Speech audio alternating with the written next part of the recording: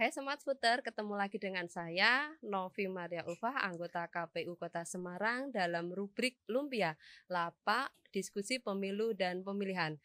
Episode kali ini masih serial partai politik peserta pemilu 2019. Sudah hadir di tengah-tengah kita narasumber dari partai pimpinan dari Partai Gerakan Indonesia Raya atau biasa disingkat dengan Partai Gerindra. Baik, sebelum saya memperkenalkan lebih lanjut terkait dengan profil pimpinan, perlu kami sampaikan bahwa kegiatan podcast Lumpia kali ini semuanya sudah sesuai dengan standar protokol kesehatan COVID-19. Jadi host, narasumber, dan juga kru semuanya sudah vaksin lengkap. Smart Footer semuanya, saya bacakan biodatanya supaya kita lebih dekat lagi dengan narasumber kita kali ini, yang beliau bernama Bapak Joko Santoso. Selamat datang Pak Joko. Selamat pagi. Selamat Assalamualaikum pagi. warahmatullahi wabarakatuh. Waalaikumsalam warahmatullahi wabarakatuh. Ya, terima kasih Pak, sehat selalu. Ya, alhamdulillah, Mbak. Ya. Beliau partai politik Gerindra ya, Partai Gerakan Indonesia Raya, sebagai ketua umum. Ketua. Oh, ketua. Ya, kalau ketua umumnya yang di pusat. Oh gitu, sebagai ketua. Lahir di Semarang 18 April tahun 1974. Alamatnya di Jalan Cumi-Cumi 4, nomornya 254 Semarang. Menyelesaikan pendidikan untuk sarjananya di Untak, sedangkan pasca sarjananya di Udinus, Universitas Dianuswantoro. Beliau pengalaman organisasi, Ketua Ikatan Pencaksilat Indonesia Kota Semarang, Ketua IPSI ya.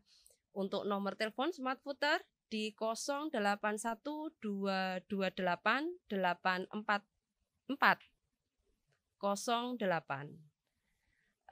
Baik, Smart Footer sekalian yang berbahagia, jangan lupa untuk selalu follow sosial media KPU Kota Semarang dan juga YouTube KPU Kota Semarang, subscribe, like, dan juga share serta komennya ditunggu di YouTube-nya KPU Kota Semarang. Menuju ke selanjutnya, kepada Pak Joko Santoso nih, bisa nanti kita berbicara lebih banyak terkait dengan Partai Gerindra itu sendiri. Yang pertama nih Pak, bagaimana sih struktur organisasi kepengurusan partai, utamanya di sini adalah Partai Gerindra ya, di Kota Semarang, di tingkatan kota, tingkatan kecamatan, atau di tingkatan ranting ya. Apakah ada perubahan struktur kepengurusan di periode sebelumnya? Ini strukturnya atau personelnya? Personel dan juga. Ya, jadi saya bicara berkait dengan struktur organisasi Partai Politik Gerindra di Kota Semarang, bahwa di badan, kan ada badan dan sayap nih Mbak. Yeah. Jadi badan kita itu DPC, Dewan Pimpinan Cabang, itu ada 19 pengurus. Terus di struktur ke bawahnya itu ada PAC, pimpinan anak cabang di tingkat kecamatan, ada 16. Dan struktur ranting, kita ada 177 ranting. Dan ada sayap-sayap, jadi sayap dan lembaga. Jadi ini di luar, kalau sayapnya ini sifatnya koordinatif, kalau yang lembaga sifatnya instruktif. Jadi kalau yang sayap itu ada PIRA, Perempuan Indonesia Raya, ada Gemira Gerakan Muslim Indonesia Raya, ada GEGIRA Gerakan Kristen Indonesia Raya, ada TIDAR Tunas Indonesia Raya, dan ada Satria Satuan Relawan Indonesia Raya. Jadi selain itu ada juga lembaga, kita ada Laskar, Lembaga Advokat Indonesia Raya, semuanya pakai Indonesia Raya Mbak, biar mudah mengingatnya gitu. Nah, itu semuanya kita sudah terbentuk dan alhamdulillah sudah melaksanakan kegiatan sesuai dengan tugas pokok fungsinya. Dan kalau kita total dari jumlah personil kepengurusan badan maupun sayap struktur tadi itu sekitar 3.000-an personil. Tapi kalau berkait dengan perubahan struktur nama dan sampai sekarang ini selalu ada perbaikan. Perbaikan maksudnya ketika kemarin ada pandemi COVID, kita itu ada struktur partai yang kena COVID itu kalau di DPC itu ada 2 orang yang meninggal dunia, yang di PAC sekitar ada 6 orangan. Jadi kita juga lagi nunggu membenahi yang meninggal maupun yang terkena sanksi maupun yang keluar dari partai atau pindah partai. Gitu, Mbak. Oke, baik Pak Joko. Untuk selanjutnya nih, partai politik atau Partai Gerakan Indonesia Raya itu di Kota Semarang itu terbentuknya atau sejarah lahirnya. Barangkali bisa diceritakan lahirnya Gerindra di Kota Semarang itu sendiri. Ya, jadi sesuai dengan Undang-Undang Pemilu bahwa untuk terbentuknya suatu partai politik tentu harus ada partai politik di tingkat pusat. Partai politik di tingkat pusat itu Partai Gerindra berdiri tanggal 6 Februari tahun 2008.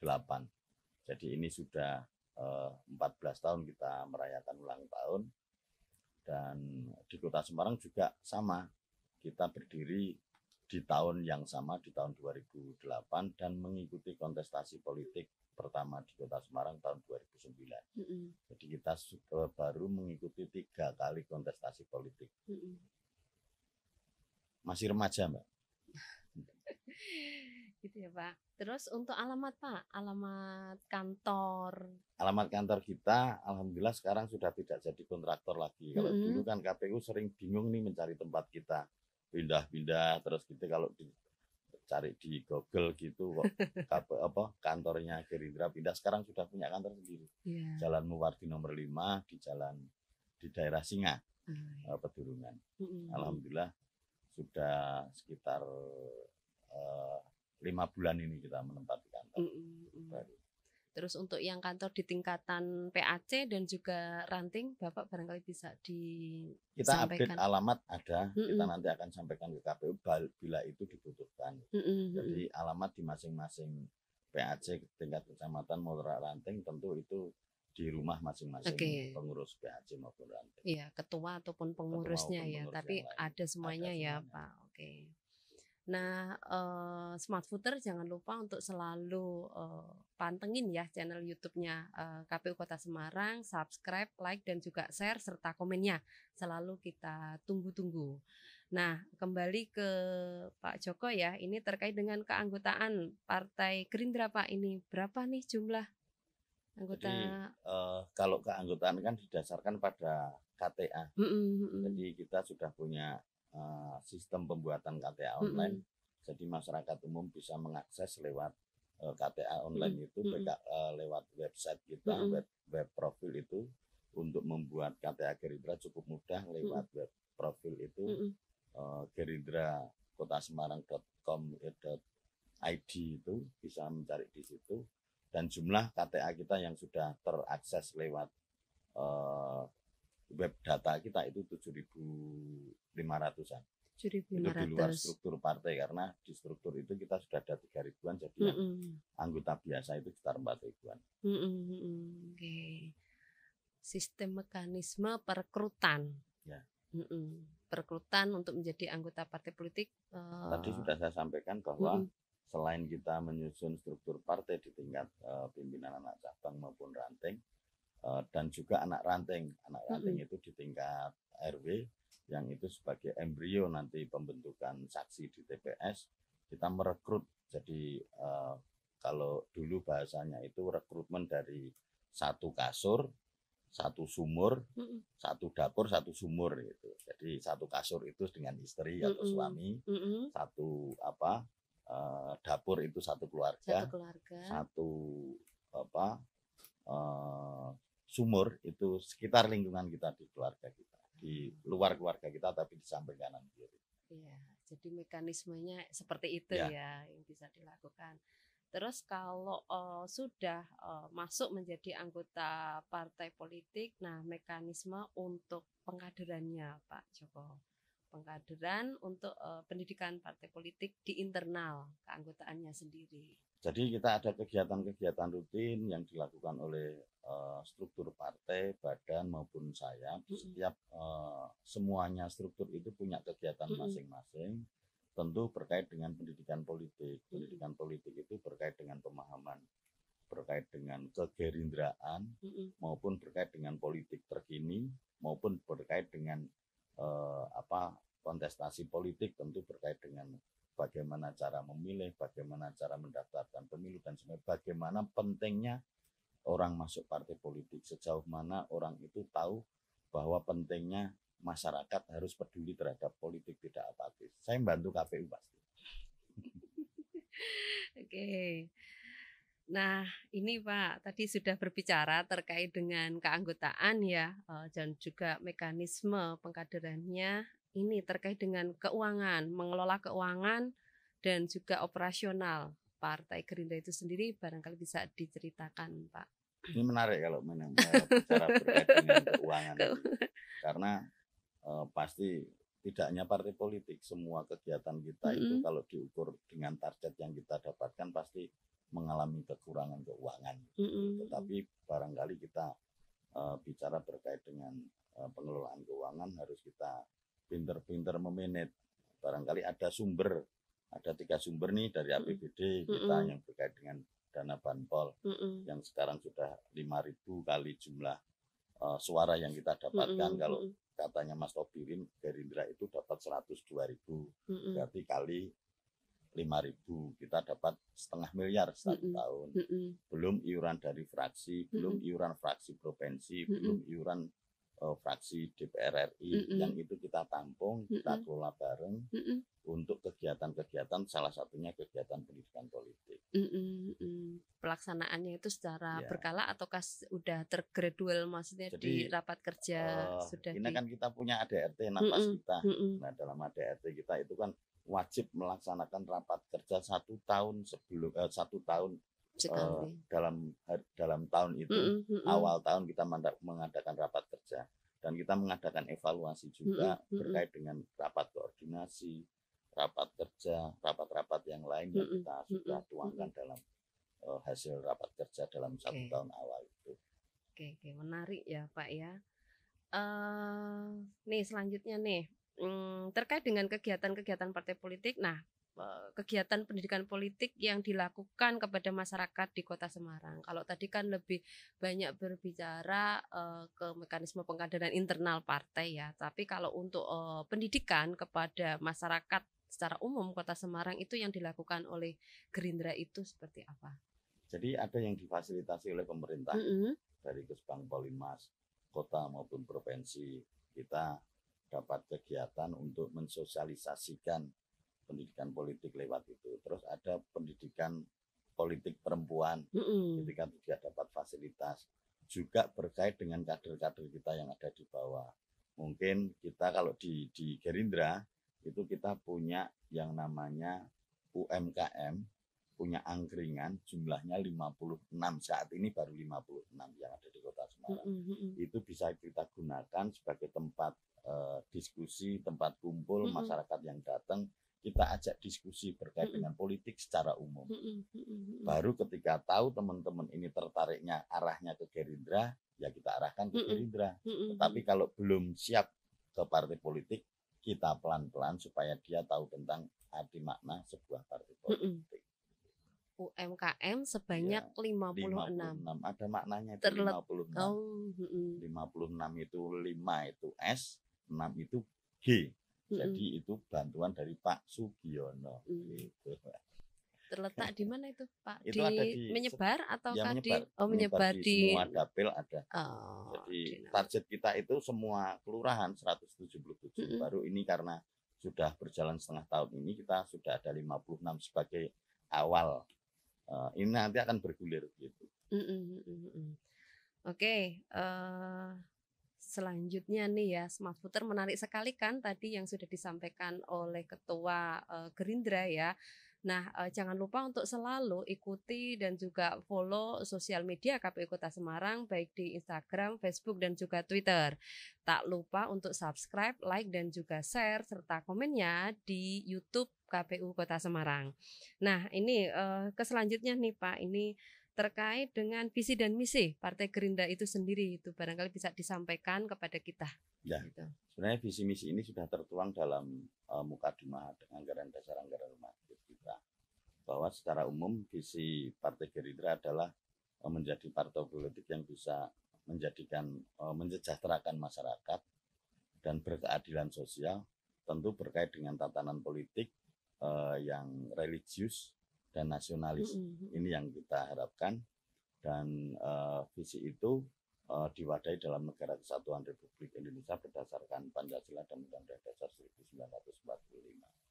Dari untuk mengembangkan visi itu kita ada misi, ada 5 misi Partai Gerindra itu. Misi pertama berkait dengan mempertahankan kedaulatan negara kita. Yang kedua berkait dengan mendorong pembangunan nasional, terutama berkait dengan ekonomi kerakyatan.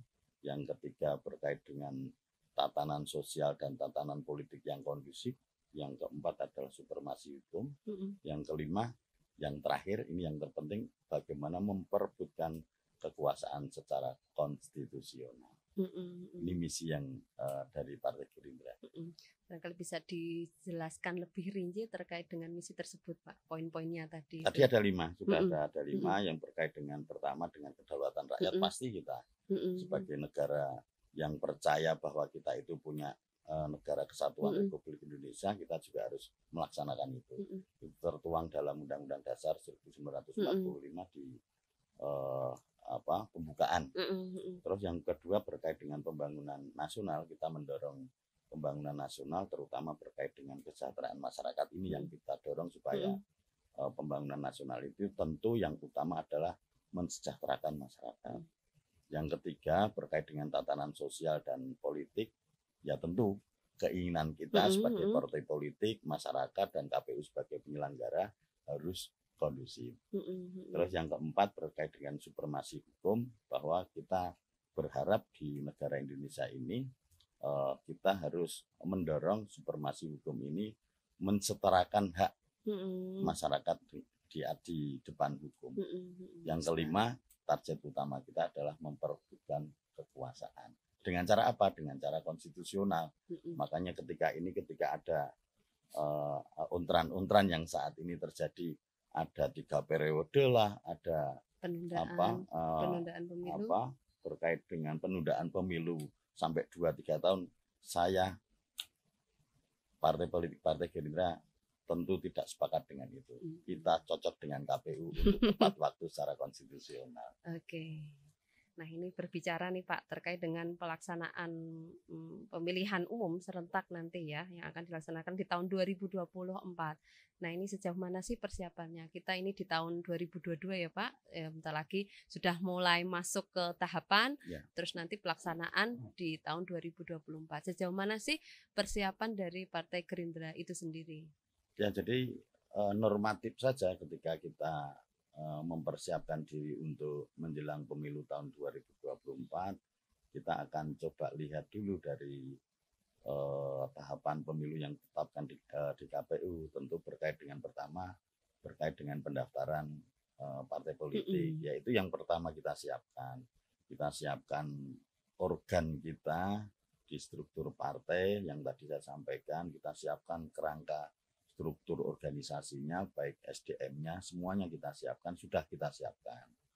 Yang kedua, kita membentuk badan-badan yang berkait dengan pemenangan pemilu, yaitu Bapilu, Badan Pemenangan Pemilu.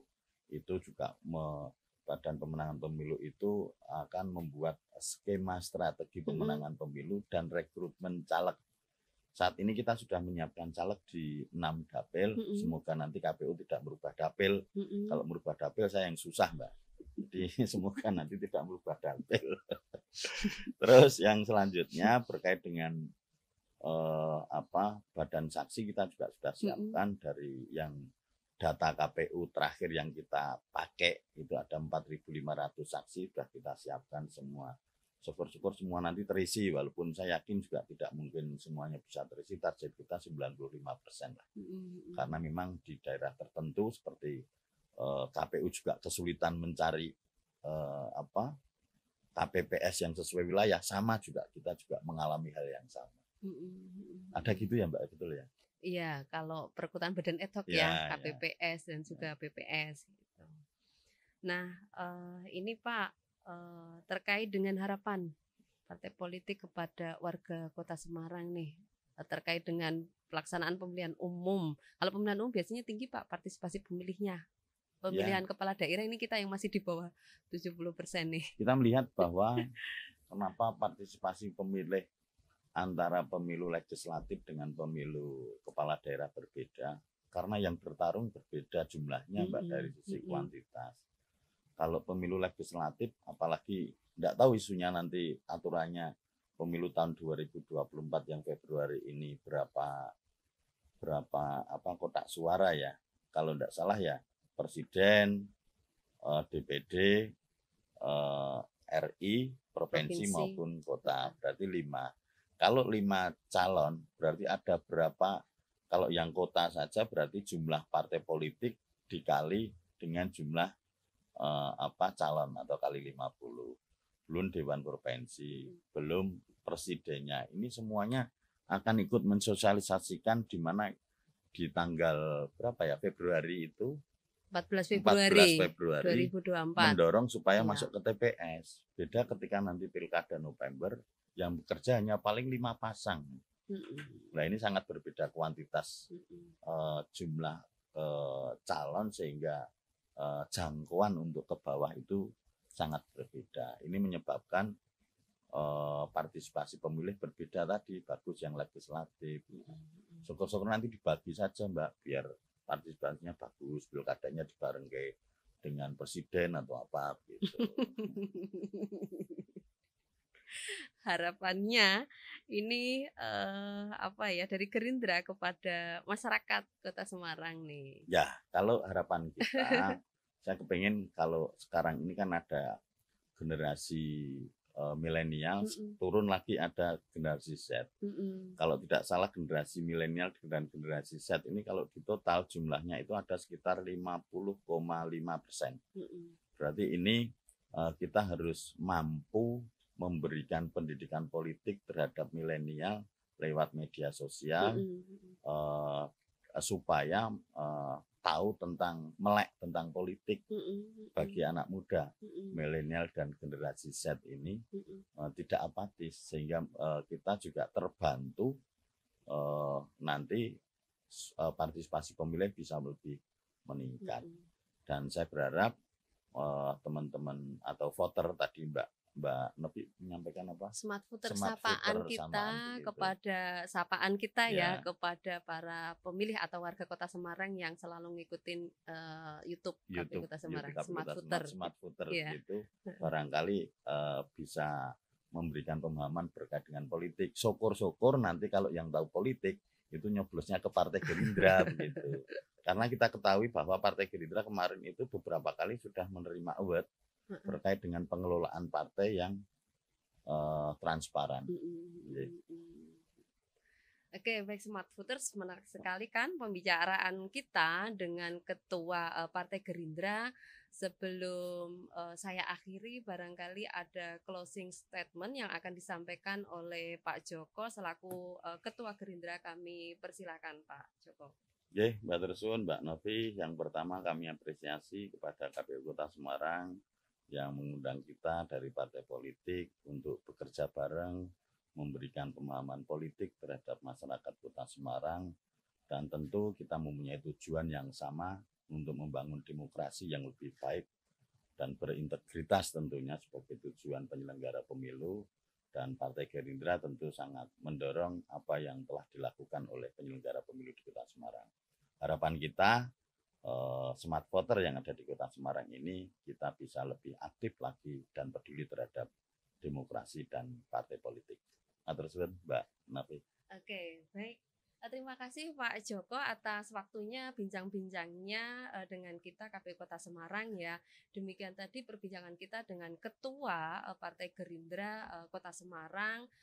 Terima kasih atas waktunya, dan kepada Smart Voter jangan lupa untuk selalu subscribe, like, dan juga share serta komennya di YouTube KPU Kota Semarang, dan tak lupa untuk follow dan juga ikuti di Instagram, Facebook, dan juga Twitter KPU Kota Semarang. Baik Smart Voter, kita akhiri perbincangan kita dalam episode Partai Politik Peserta Pemilu 2019. Sampai ketemu dan berjumpa lagi di episode selanjutnya. Terima kasih Pak Joko atas waktunya. Sugeng kondur dan selalu sehat. Amin, amin. Demikian kami akhiri. Assalamualaikum warahmatullahi wabarakatuh. Waalaikumsalam.